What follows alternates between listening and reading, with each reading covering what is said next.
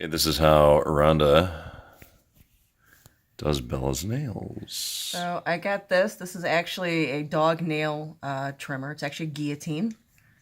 But you could actually just use regular fingernail clippers. I've Wow. used those for years. And I was just like, you know what, this is just quick. Because you just go like this and it just cuts it really nice. And they were on sale, so that helped. So I take the paw like this and I just press on it a little. So get your head out of there. So it gets the claw out. You want to look for the quick. You can kind of see it here. It's pink.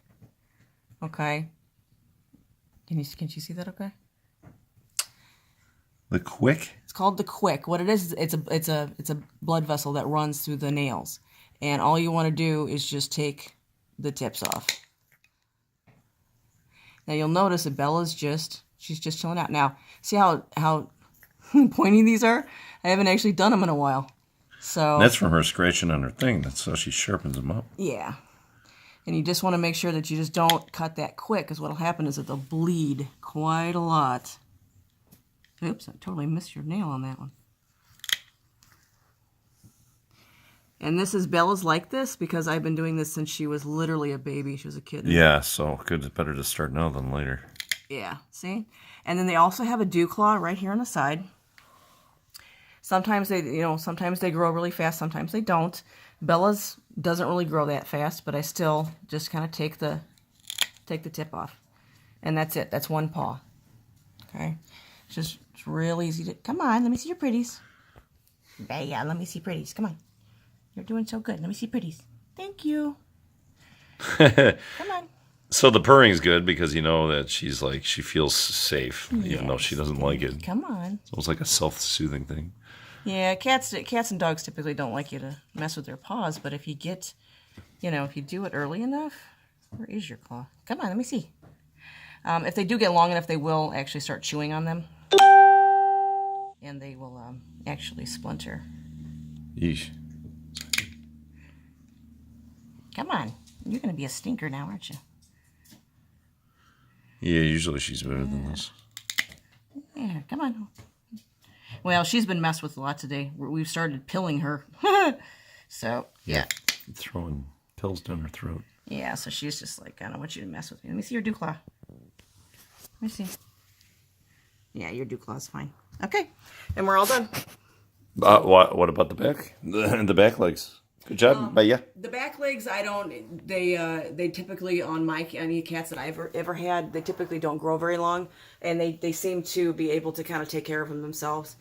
Your front paws are going to be way easier than your back ones, but if you do the same thing with the back ones, you might have to have somebody kind of distract the kitten. When I started out doing hers, I actually laid her in my lap on her back and did it that way. Started trimming. And That's cool. Yeah, but you can see how Big Bell is, so it just doesn't work putting her on her back.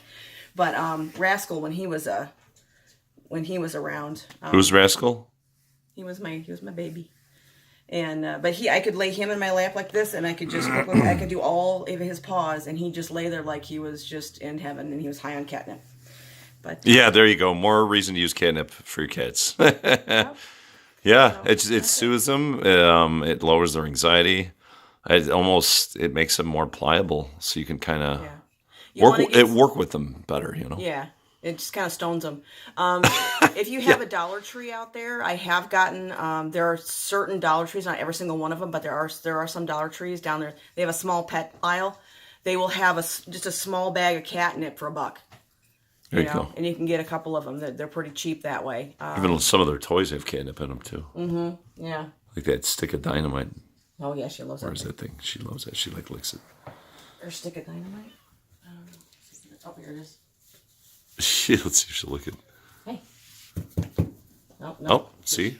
But see, and I just went and I took off the tips, so now she's like, oh man. She's like, I gotta sharpen these bad boys again. Good girl, Baya. Yeah, cats will scratch to relieve anxiety. Good girl, Baya. And also to sharpen their weapons. So you keep them, and most times it's like you don't even have to keep them real short. Just take the tips off.